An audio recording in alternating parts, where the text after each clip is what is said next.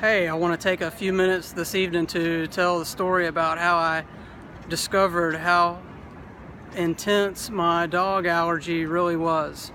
The doctors initially tested me for allergies maybe when I was 5, 6 years old.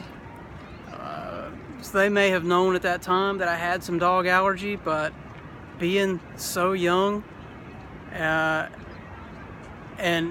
if it didn't have anything to do with my bicycle or motorcycles or Star Wars, I wasn't going to pay attention to it. So I didn't. It just wasn't a priority for me. I didn't have indoor pets, and so I wasn't constantly exposed to the dog allergen, or the dander, which is part of which is the dead skin cells that come off the dog's skin.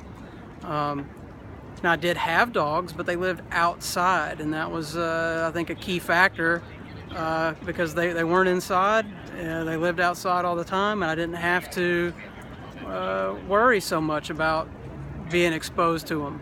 But when I became an early teenager, that's when I really started to realize that something more was going on, because anytime one of the dogs would lick me on my hand or on my arm or my leg, anywhere they had touched me like that, I would start to break out and have big, broad red marks, almost not quite hives, but it should have been enough of a sign to me that there was something more going on than what I really realized. But I wasn't intelligent enough to do anything about it, and no one told me I should.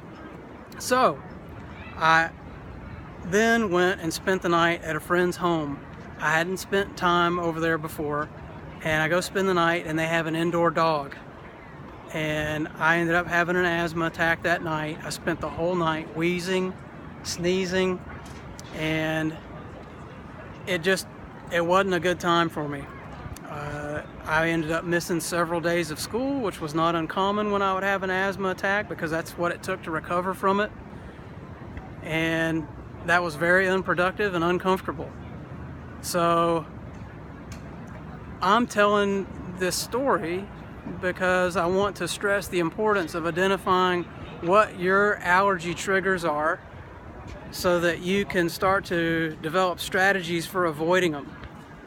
You don't want to end up in a situation like I am, where you've got irreversible lung damage as a result of having allergies that have been out of control, affecting your asthma for years.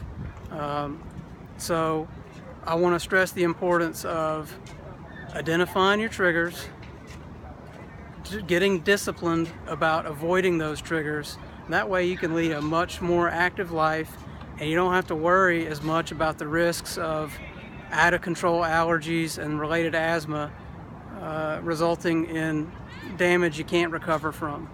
Now, I'm speaking from experience. The avoidance strategy works. Just taking your inhaler may make you feel better for 4 to 6 hours, but that doesn't mean you're not allergic to dogs anymore. You might feel better during that time, but the allergy is still there. So avoidance is an effective strategy, and I hope this helps.